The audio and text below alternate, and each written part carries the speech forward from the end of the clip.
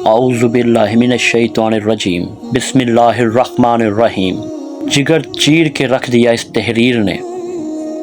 ایک بار ضرور سنیے گا، موت کے وقت کیا ہوگا۔ جب موت آئے گی تو یقین جانے کے کچھ بھی کام نہ آئے گا۔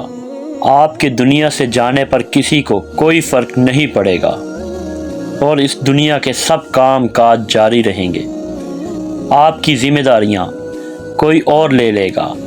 آپ کا مال وارثوں کی طرف چلا جائے گا، اور آپ کو اس مال کا حساب دینا ہوگا۔ موت کے وقت سب سے پہلی چیز جو آپ سے چلی جائے گی وہ آپ کا نام ہوگا۔ لوگ کہیں گے کہ میت کہاں ہے؟ جب وہ جنازہ پڑھنا چاہیں گے تو کہیں گے کہ جنازہ لائیں۔ جب دفن کرنا شروع کریں گے تو کہیں گے میت کو قریب کر دیں۔ آپ کا نام ہرگز نہ لیا جائے گا۔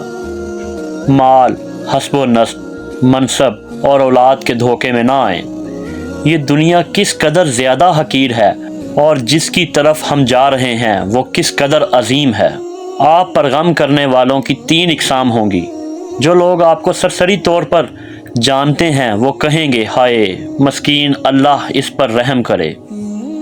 آپ کے دوست چند گھڑیاں یا چند دن غم کریں گے، پھر وہ اپنی باتوں اور ہنسی مذاق کی طرف لوٹ جائیں گے۔ آپ کے گھر کے افراد کا غم گہرا ہوگا۔ وہ کچھ ہفتے، کچھ مہینے یا کچھ سال یا 1 سال تک غم کریں گے، اور اس کے بعد وہ آپ کو یادداشتوں کی ٹوکری میں ڈال دیں گے۔ لوگوں کے درمیان آپ کی کہانی کا اختتام ہو جائے گا، اور آپ کی حقیقی کہانی شروع ہو جائے گی، اور وہ آخرت ہے۔ آپ سے زائل ہو جائے گا آپ کا حسن، مال، صحت، اولاد۔ آپ اپنے مکانوں اور محلات سے دور ہو جائیں گے۔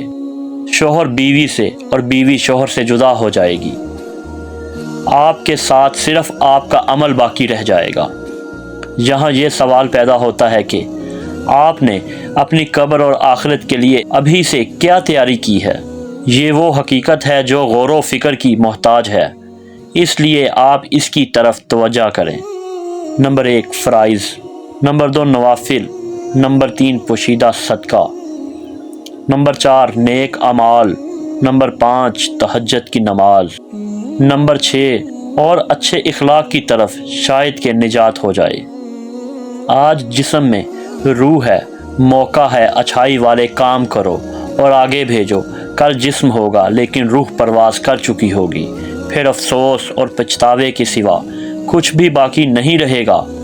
ابھی بھی وقت ہے، توبہ کر لو اور باقی زندگی رب کی رضا اور خوشنودی حاصل کرنے والے کام کرو۔